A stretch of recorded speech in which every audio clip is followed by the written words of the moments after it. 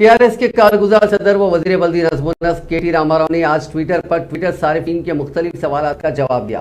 एक सवाल के जवाब में के.टी.आर ने कहा कि वो चीफ मिनिस्टर ओहदे के उम्मीदवार नहीं हैं। चंद्रशेखर राव एक बासलाहियत चीफ मिनिस्टर हैं और तेलंगाना के अवाम की दुआओं से वो हैट्रिक मारेंगे।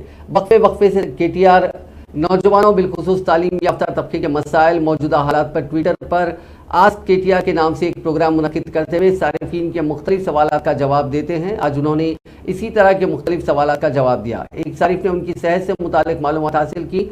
चंद दिन कबल उनके पैर में फ्रैक्चर आ गया था, जिस पर उन्होंने बताया कि वो फिलवक्त सेहतमंद है। एक और सवाल में एक सारिफ ने पूछा कि आने वाले असेंबली इंतखाबात के लिए क्या आप तैयार हैं और टीआरएस से चीफ मिनिस्टर के उम्मीदवार आप ही होंगे, जिस पर के.टी.आर ने कहा कि मौजूदा चीफ मिनिस्टर चंद्रशेखर राव काबिल और बासलाहियत शख्सियत हैं। आने वाले इंतखाबात में भी वही चीफ मिनिस्टर रहेंगे।